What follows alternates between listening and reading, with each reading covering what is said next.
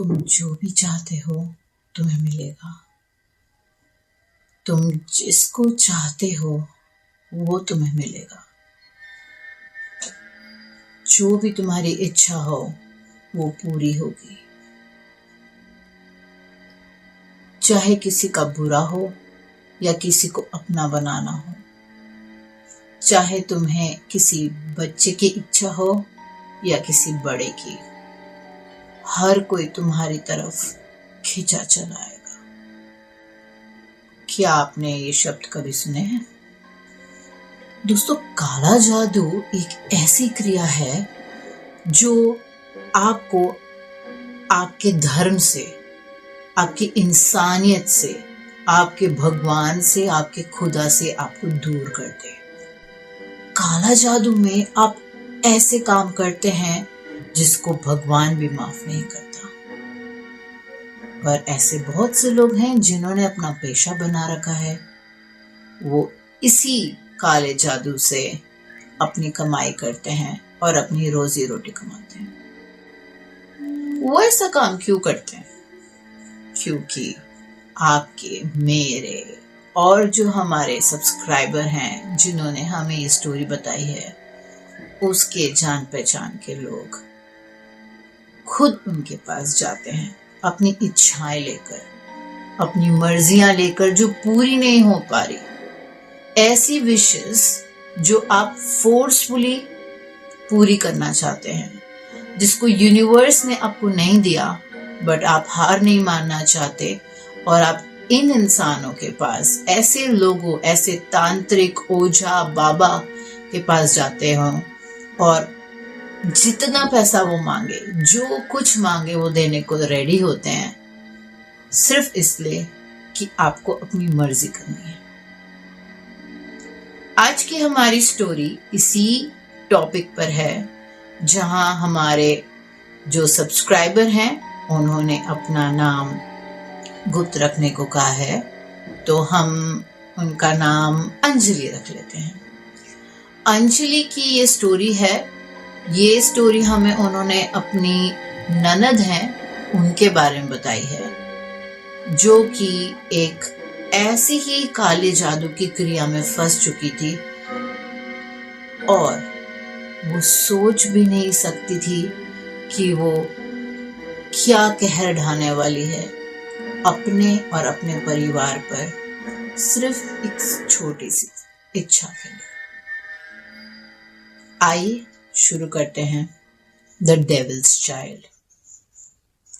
दोस्तों, कहानी शुरू करने से पहले मैं आपको ये बताना चाहूंगी कि हालांकि मैं न्यू हूं, बट मैं बहुत बहुत बहुत खुश हूं ये देखकर कि आपको मेरी स्टोरीज पसंद आ रही है। आप लोग स्टोरीज को सुनते हैं, लाइक करते हैं, कमेंट करते हैं।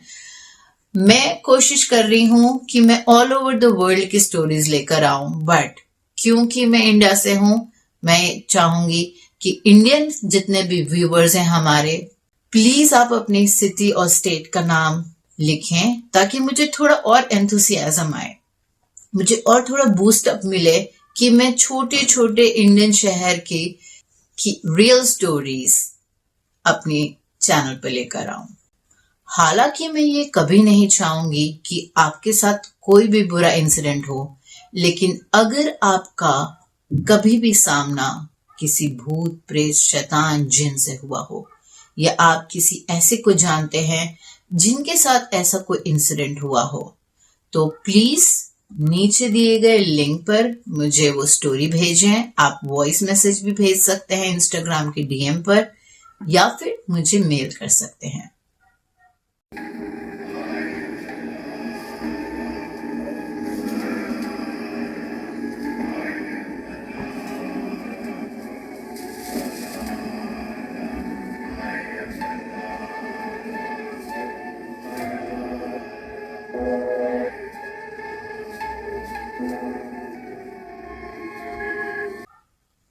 तो चलिए स्टार्ट करते हैं हमारी ये स्टोरी।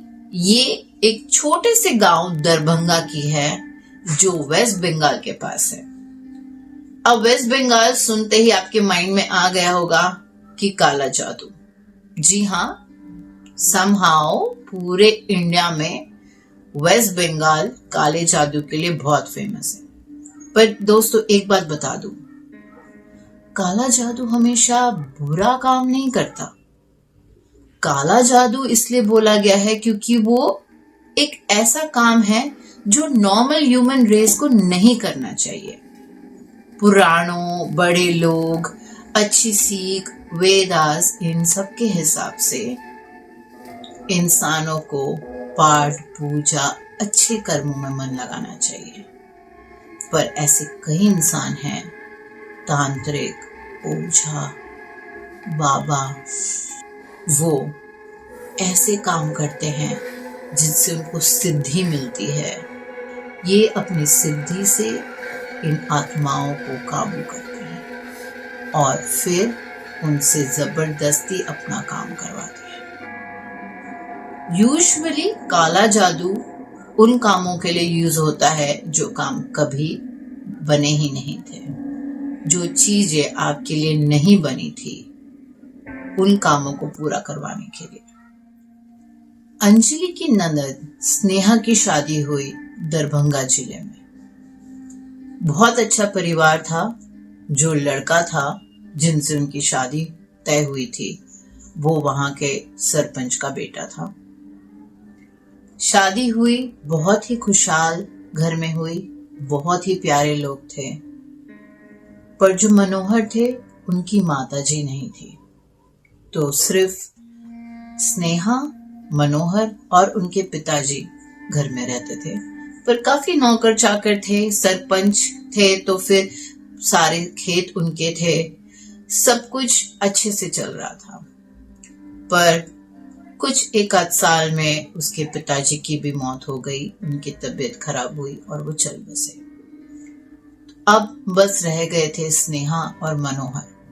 दोनों बहुत ही प्यार से रहते थे और बहुत ही अच्छे से मनोहर अपनी सारी जिम्मेवारी निभा रहा था। पर आपको एक बात पता है, अच्छी जिंदगी या एक खुशहाल जिंदगी को बहुत जल्दी नजर लग जाती है। आजकल तो ये इतना ज्यादा कॉमन हो चुका है कि लोग जिंक्स की बात करते हैं। आप आए दिन रील्स में ये सुनते हैं कि प्राइवेट रहें, अपनी खुशियां कम बांटें, लोगों को कम बताएं कि आपके जीवन में क्या चल रहा है, आप कितने खुश हैं, वरना नजर लग जाएगी। क्या आप इस बात पे मानते हो? कमेंट करके मुझे बताएं कौन इन बातों पे मानता है कि जी हाँ, अगर आप ज्यादा अपनी खुशियां शेयर करते हो या आप कोई नया काम शुरू करने जा रहे हो, वो शेयर करते हो, अपने रिलेशनशिप के बारे में शेयर करते हो, तो नजर लग जाती है। पर ये कहानी है 1986 की। उन जमाने में ऐसी बातों पे कम विश्वास करते थे लोग। लोगों को ये मानना था कि जितनी आप एक दूसरे की मदद करोगे, जितनी खुशियां आप दूसरों के साथ बांटोगे, खुशियां उतनी ही बढ़ती जाएंगी। तो स्नेहा खुशी खुशी अपने हस्बैंड के साथ रह रही थी, लेकिन मनोहर के पिताजी का देहांत होने के बाद रिश्तेदारों का आना जाना शुरू हो गया। अब मनोहर के जो बड़े पापा थे, जो उसके ताऊजी थे, उनको ये लगता था कि छोटे भाई के जाने के बाद बच्चों की जिम्मेवारी मेरी है, तो वो काफी बार उसे मिलने आते थे। धीरे धीरे ये डिस्कशन शुरू होने लगा कि शादी को 3-4 साल हो गए हैं, स्नेहा अभी तक माँ क्यों नहीं बनी? कैसे वंश आगे बढ़ेगा? कल को मनोहर को कुछ हो गया अचानक, तो उसका वंश आगे कौन बढ़ाएगा? पहले तो मनोहर के ध्यान में इतनी बातें नहीं आती थी, पर जब से उसके बड़े पापा ने ये बात उसके कान में डाली, मनोहर दिन रात इसी बारे में सोचता। वो स्नेहा से बात करने लगा कि क्या दिक्कत आ रही है, क्यों तुम मुझे कोई बारिश नहीं दे पा रही हो। धीरे धीरे दोनों के बीच एक खटास आने लगी। जो उनके बीच में प्यार था, जो उनके बीच में क्लोजनेस थी, उसमें दूरियां आने लगी। स्नेहा खुद माँ बनना चाहती थी, पर ये उसके हाथ में नहीं था। उसने वहां पे काफी दाई माँ को दिखाया, काफी लोगों को कंसल्ट किया, पर आपको पता है गांव में इतनी टेक्नोलॉजीज नहीं होती है। तो ऐसा था कि कितनी भी कोशिश कर ले स्नेहा, लेकिन वो माँ नहीं बन पा रही थी। और धीरे धीरे मनोहर का पेशेंस घटता जा रहा था। वो इरिटेट रहने लगा था, गुस्सा रहने लगा था, बात बात पे स्नेहा पे हाथ उठा देता था। हालात ऐसे हो गए थे कि वो ये कहने लगा था कि अगर तुम मुझे कोई वारिस नहीं दे सकती तो मुझे तुम्हें छोड़कर किसी और से शादी करनी पड़ेगी। स्नेहा बहुत अपसेट रहने लगी थी। उसने सोचा कि वो अपने घर आए और अपने घर वालों से एक बार बात करे। वो अपने घर आई। पास ही के गांव में उसके घर वाले रहते थे, जहां जो हमारे सब्सक्राइबर हैं अंजलि, उनका परिवार था। स्नेहा उनकी ननद थी। तो स्नेहा घर पर आई। स्नेहा बहुत ज्यादा दुखी थी, आंखों के नीचे काले घेरे आ चुके थे। साफ देखकर लग रहा था कि अब उनका दाम्पत्य जीवन अच्छा नहीं चल रहा। तो उसने अपनी माँ को ये बात बताई कि अब मनोहर वैसे नहीं रह गए जैसे पहले थे। वो बहुत ज्यादा परेशान रहने लगे इस बात को लेकर कि कैसे घर में कोई वारिस आएगा, और यहाँ तक कि ये तक धमकी दे दी है कि अगर तुम मुझे कोई वारिस नहीं दे सकती तो मैं तुम्हें डिवोर्स देकर दूसरी शादी करूंगा।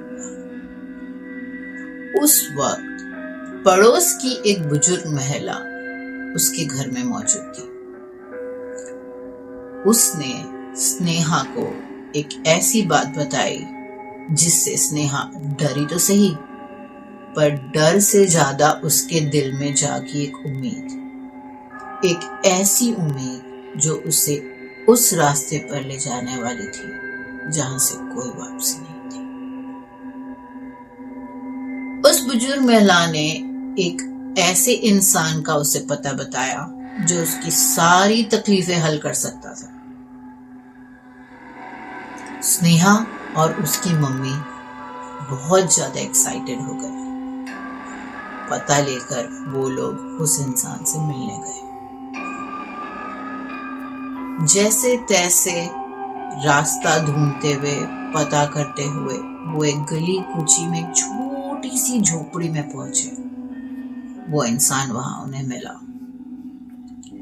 आसपास बहुत गंदगी, बदबू, खून में लिपटे हुए जानवर, बकरी, सुअर, पर काम तो करवाना ही था। स्नेहा और उसकी माँ वहां बैठे। उन्होंने उनसे बात शुरू की। उसने पूछा, वो ये बिल्कुल जानता था कि कोई ना कोई इच्छा पूरी करवाने आए हैं। अब यहां तक आए हैं तो साधारण रीजन तो होगा नहीं। स्नेहा ने उसे बताया कि वो माँ बनना चाहती है और वो उसके लिए कुछ भी करने को तैयार है। उस तांत्रिक ने स्नेहा को एक ऐसा सॉल्यूशन बताया जिससे सुनकर आपके रोंगटे खड़े हो जाएंगे। ऐसा भयानक ख्याल किसी के दिमाग में भी नहीं आ सकता। उसने स्नेहा को यह बताया कि उसे एक नहीं, दो बच्चे होंगे।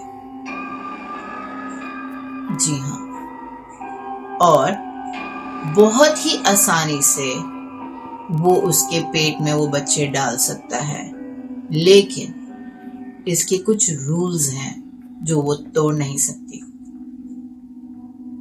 स्नेहा ने आगे पूछा कि ऐसा कैसे मुमकिन है। तांत्रिक ने स्नेहा को समझाया कि वो शैतान को पूजता है और शैतान में वो शक्तियां हैं जो भगवान में भी नहीं। शैतान चाहे तो उनकी हर इच्छा पूरी कर सकता है, लेकिन शैतान बदले में कुछ मांगता है। शैतान आपको कुछ भी मुफ्त में नहीं देता। स्नेहा ने जानना चाहा कि क्या रूल्स हैं, क्या ऐसी चीज है जो उसे शैतान को देनी पड़ेगी मां बनने के लिए।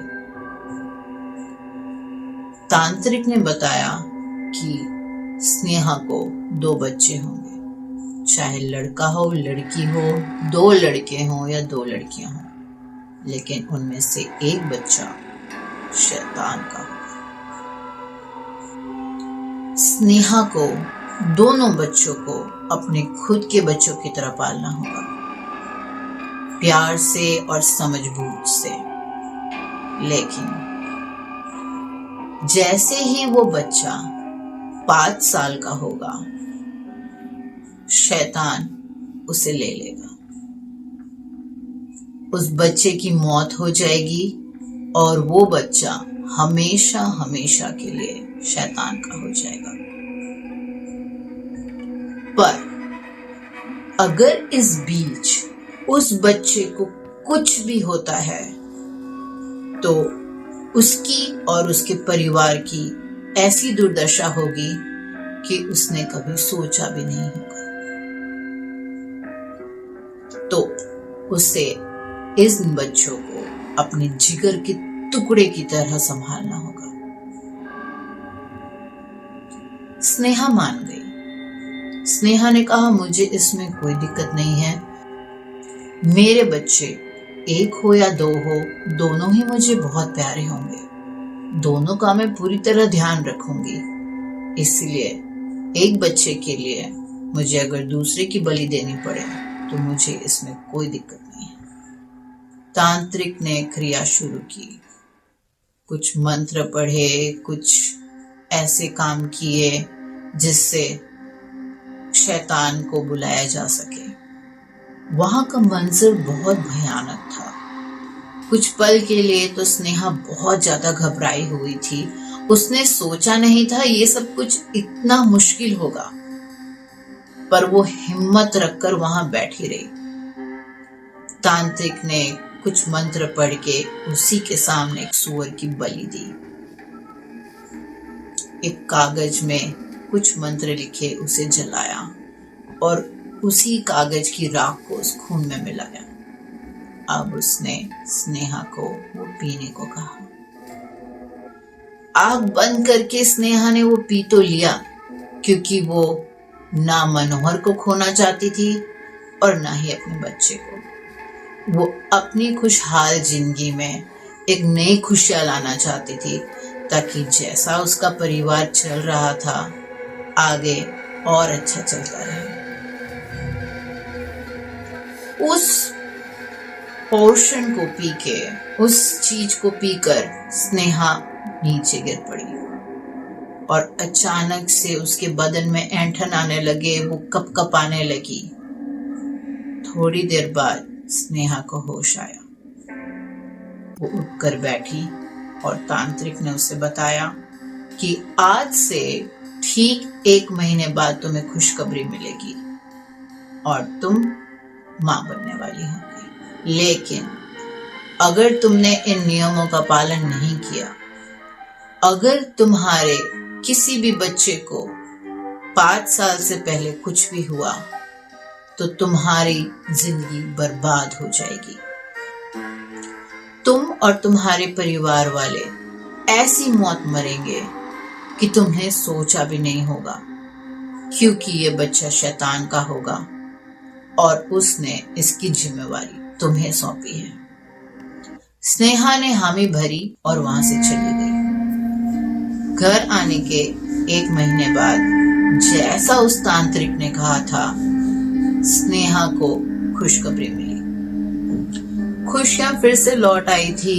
मनोहर बहुत खुश था ये न्यूज सुनकर और वो बहुत प्यार से रखने लगा स्नेहा को। जल्दी उन्हें 2 बेटियां हुई, मीता और गीता। पर एक बेटी थोड़ी सी क्रिपल थी, उसके राइट साइड की बॉडी मूव नहीं कर रही थी। वो राइट साइड से पैरालाइज थी। ये देखकर मनोहर बहुत ज्यादा इरिटेट हो गया। उसे बहुत गुस्सा आया अचानक और उसने एक ऐसा काम किया जो कोई बाप सोच भी नहीं सकता। उसने उस नवजात बच्ची को जिंदा जमीन में गाड़ दिया। स्नेहा मना करती रह गई, रोकती रह गई, चीखती चिल्लाती रह गई, लेकिन उसने स्नेहा की एक नहीं सुनी। उसने ये बात बोली कि आज तुम्हें थोड़ा सा दुख होगा, लेकिन हमें जिंदगी भर एक ऐसी बेटी को पालना नहीं पड़ेगा जो चल फिर नहीं सकती, जो पलंग पे पड़ी रहेगी। लेकिन उसे ये बात नहीं पता थी कि स्नेहा को दोनों बच्चियों को पालना है। मार पिटाई के डर से स्नेहा चुप रह गई। शायद उसने तांत्रिक की बात सीरियसली ली ही नहीं थी। कुछ साल बीत गए। उनकी बेटी गीता बड़ी होने लगी थी। लेकिन जब वो 2 साल की थी, उसे अचानक से दौरे पड़ने लगे और कितने वैद्य को दिखाने के बाद भी उन्हें ये पता नहीं चल पाया कि इसका कारण क्या था। स्नेहा आसपास के हर गांव में गीता को लेकर गई। मनोहर ने अपनी हर कोशिश लगा दी, लेकिन उन्हें इसका कोई इलाज नहीं मिला। धीरे धीरे मनोहर गीता से भी इतना इरिटेट होने लगा कि जब उसको ये दौरे पड़ते तो वो उसको मारना शुरू कर देता।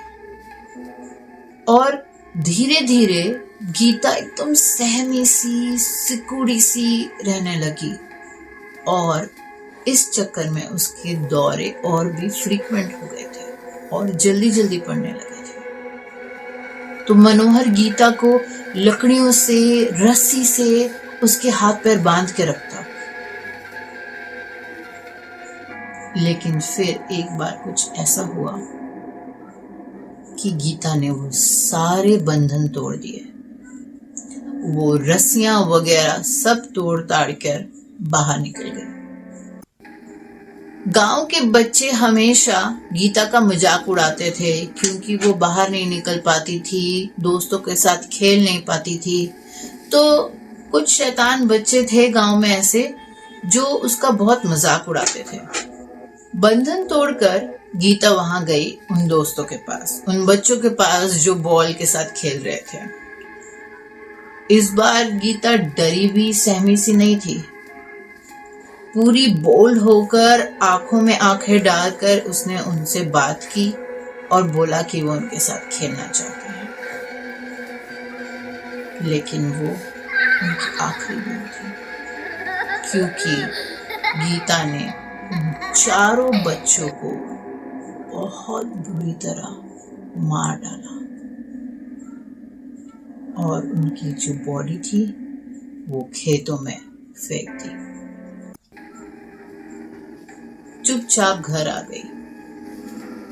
दूसरे ही दिन पूरे गांव में अफरा तफरी मच गई कि 4 बच्चे गायब हैं और फिर उनकी बॉडी बहुत बुरी तरह कटी फटी बुरे हालत में गांव के खेत में मिली। गांव में बहुत ज्यादा टेंशन का माहौल था और सबको यही लगा कि शायद कोई जंगली जानवर घुस आया होगा जिसने ये काम किया है। वहां दूसरी ओर गीता बहुत ही अलग बिहेव करने लगी। जहां एक छोटी सी सहमी बच्ची न खाना मांगती, न पीने को मांगती, न खेलती, न कभी टीवी देखती, बहुत ही बिंदास होके घर में रह रही थी। मनोहर ने ये बात नोटिस की, स्नेहा ने ये बात नोटिस की, पर उन्होंने इस बात पर इतना ध्यान नहीं दिया। एक बार तो ऐसा हुआ कि रात के वक्त जब सारे बैठकर खाना खा रहे थे, गांव में पता है आपको ऐसा होता है कि जमीन पे बैठकर खाना खाते हैं, सारा खाना एक साथ बीच जमीन पर रख के फिर सारे एक दूसरे के बगल में बैठकर खाना खाते हैं। डाइनिंग टेबल वगैरह का चलन नहीं होता। पर स्नेहा के सामने गीता ने कुछ ऐसा किया जिसको देखकर उनके होश उड़ गए। गीता उठी, बीच में जाकर उसने वहां बाथरूम कर दिया और अपनी पापा की ओर देखी, जैसे उनको चिढ़ा रही हो, उनको गुस्सा दिला रही हो और ये बता रही हो कि अब मैं आपसे डरती नहीं हूं, अब आप मेरा कुछ नहीं बिगाड़ सकते। हंसते हुए वहां से चली गई लौटकर। मनोहर का पारा समझो आसमान छू रहा था। बहुत ज्यादा गुस्सा आया उसे और वो अपनी लकड़ी उठाकर तुरंत गीता के रूम में गया। उसने उसे मारना शुरू किया, पर जो उस वक्त हुआ वो मनोहर ने कभी अपनी जिंदगी में सोचा भी नहीं होगा। गीता 2 फीट ऊपर हवा में उड़ रही थी और उसकी आंखें सफेद हो चुकी थी, आंखों की पुतलियां ऊपर चली गई थी और वो हंसते हुए एक अजीब सी आवाज में मनोहर को ये बोल रही थी कि तूने अपनी बहुत चला ली, अब मेरी चलेगी। तूने मेरी बच्ची का ध्यान नहीं रखा, अब तेरी बच्ची मैं लूंगा। तूने मेरी बच्ची ले ली, अब मैं तेरी बच्ची लूंगा। अब से तुम सबका नाश होगा। मनोहर ये सब सुन के घबराकर पीछे हट गया, नीचे गिर गया। स्नेहा दूर खड़ी ये सब देख रही थी और उस वक्त स्नेहा को ये रियलाइज हुआ कि उसने अपनी जिंदगी की सबसे बड़ी गलती कर दी है। स्नेहा को ये याद आया कि कुछ साल पहले बच्चा पाने के लिए उसने एक शैतान के साथ डील की थी और उसमें उसे ये बताया गया था कि उसे दोनों बच्चों का ध्यान रखना है जब तक वो 5 साल के नहीं हो जाते। स्नेहा घबरा के वहां से भाग गई। मनोहर को कुछ समझ में नहीं आ रहा था। मनोहर गीता को आसपास के ओझाओं के पास ले गया, वहां के बुजुर्गों से बात की, उन्हें बताया, पर जितना भी करो कुछ समझ में नहीं आ रहा था। आए दिन कुछ न कुछ होता उसके घर में। अचानक से नौकरों की तबीयत खराब हो जाती, धीरे धीरे हवेली खंडर बन गई थी। काम में उसके नुकसान होने लगा, कोई वहां आकर काम नहीं करना चाहता था, हर कोई उस हवेली से डरता था। अब मनोहर और स्नेहा गीता के साथ अकेले रह गए थे और अब गीता सहमी घबराई नहीं रहती थी, मनोहर और स्नेहा रहती थी। तभी मनोहर को किसी बुजुर्ग ने एक तांत्रिक का बताया जो इस तरह के भूत प्रेत का इलाज करता है, जो मदद करता है। पर वो गांव से थोड़ी सी दूरी पर था, कुछ 2 दिन का समय लगता वहां पहुंचने में। मनोहर ने स्नेहा को आश्वासन दिया कि वो अपनी बच्ची को बचा लेंगे, ये तांत्रिक कुछ न कुछ इलाज बताएगा, और उसे गीता का ध्यान रखने को बोला और निकल पड़ा वो अपने घर से तभी के तभी उस तांत्रिक के पास जाने के लिए निकल पड़ा। 2 दिन में मनोहर उस तांत्रिक के पास पहुंचा। उसने सारी बात बताई, पर उसे ये बात नहीं पता थी कि आखिर में ऐसा हो क्यों रहा है। शायद गीता छोटी बच्ची है, कहीं पैर रख दिया होगा, कहीं ऐसी जगह चली गई होगी जिससे वो किसी आत्मा के वश में आ गई है। तो तांत्रिक को भी उसने उतनी ही बात बताई। अब तांत्रिक ने अपने हिसाब से उसका इलाज बताया, कुछ मंत्र वंत्र लिखकर उसको एक ताबीज दिया कि ये आप गीता को पहना देना, उससे आत्मा उसके पास नहीं आ पाएगी।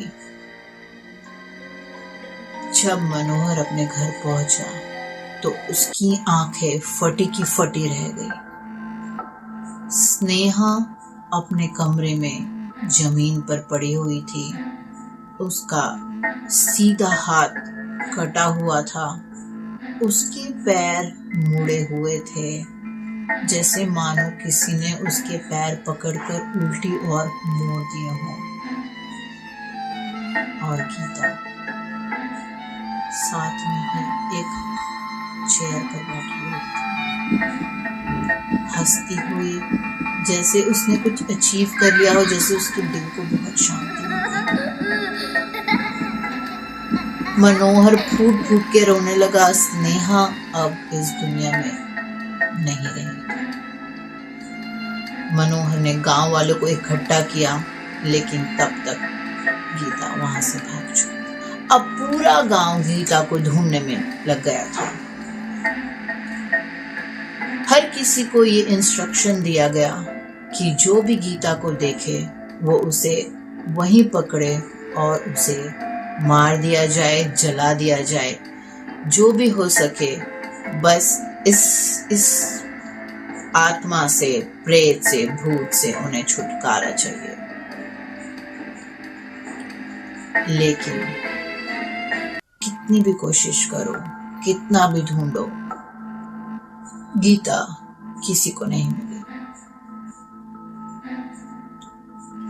पर एक बात जरूर थी, उस जिले में अगर कोई भी बच्चा किसी को बुली करता, किसी के साथ बदतमीजी करता, या कोई इंसान अपने बच्चों पर रौब जमाता या उसे मार पिटाई करता, तो वो मौत के घाट उतार दिया जाता। कब, कैसे, कौन करता है, किसी को पता नहीं लगता। पर गांव वालों में ये डर बैठ गया था कि ये काम गीता का है। वो आती है और उस इंसान को मौत के घाट उतार देती है जो गलत करता है। शाम के समय बच्चों को इंस्ट्रक्शन दिया गया कि अंधेरा होते ही घर आ जाएं, बाहर ना खेलें। मर्द अपनी औरतों पे हाथ उठाने से, अपने बच्चों को परेशान करने से, उन पर चिल्लाने से, गुस्सा करने से डरने लगे थे। लेकिन गीता कभी किसी के हाथ नहीं, गीता कभी नहीं मिली। पर उस हवेली में अब मनोहर अकेला रह गया था, डरा हुआ, सहमा हुआ। दोस्तों, आपको क्या लगता है गीता के साथ क्या हुआ होगा? और क्या गीता ही वो इंसान है या शैतान है जो लोगों को मौत के घाट उतार रही है? मे बी हम सेकंड पार्ट में जान सकें, या मे बी अंजलि मुझे कभी इसके बारे में आगे बताएगी ही नहीं। हम अंजलि से जानना चाहेंगे कि क्या कभी गीता को पकड़ा गया, क्या कभी गीता को मुक्ति मिली किसी आत्मा से, और क्या गीता शैतान के या अपनी उस बहन के वश में थी जिसे बचपन में ही खत्म कर दिया गया था। अगर आपको मेरी स्टोरी अच्छी लगी और आप आगे सुनना चाहते हैं तो सब्सक्राइब जरूर करें और बेल आइकन को प्रेस करना ना भूलें, ताकि आपको नोटिफिकेशन मिल जाए जब न्यू स्टोरी आए।